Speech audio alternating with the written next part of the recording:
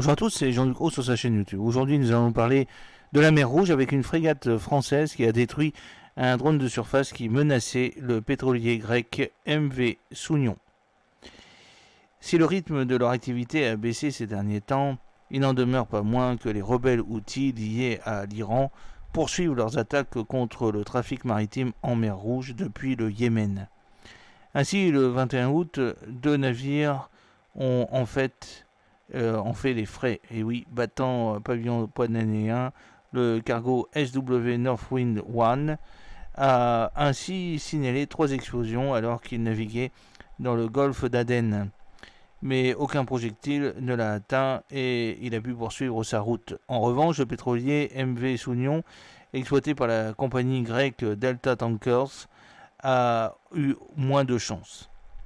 Devant se rendre à Ajos Théodoros en Grèce, après avoir appareillé d'un port irakien et alors qu'il naviguait à environ 70 nautiques à l'ouest d'Oldeda, le MV Sounion a été ailé par 2 embarcations légères, la première transportant 3 à 5 personnes et la seconde environ une dizaine.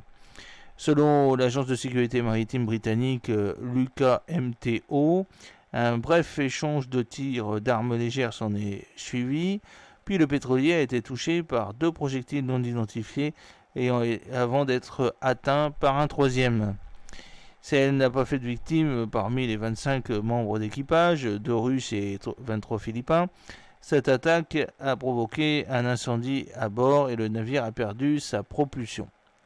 Plus tard, la force navale européenne, l'EUNAVFOR Aspides, a envoyé une frégate de défense aérienne FDA française, sans doute le Chevalier Paul, qui a traversé le canal de Suez le 16 août, porté assistance aux pétroliers grecs. Seulement ce 22 août, arrivant à la hauteur du MV Sounion, la frégate française a dû neutraliser un drone de surface qui, a priori, se dirigeait vers le pétrolier immobile.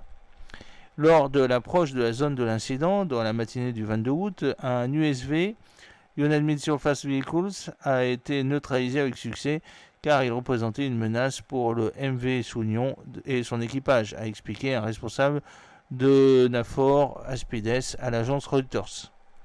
Probablement que la frégate de la Marine nationale a utilisé l'un de ses 3 canons téléopérés de 20 mm Narwhal pour détruire ce drone de surface hostile.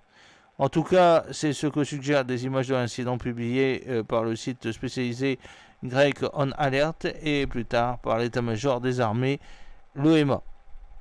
Son équipage ayant été pris en charge par le navire français, le MV Sounion est actuellement immobilisé entre le Yémen et l'Érythrée.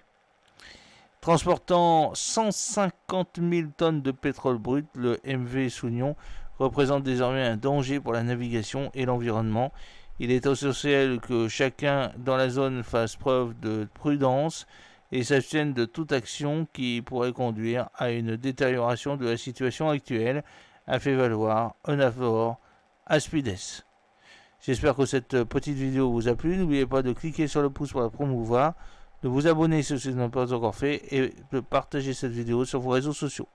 A très bientôt, fidèlement, Jean-Luc Haut.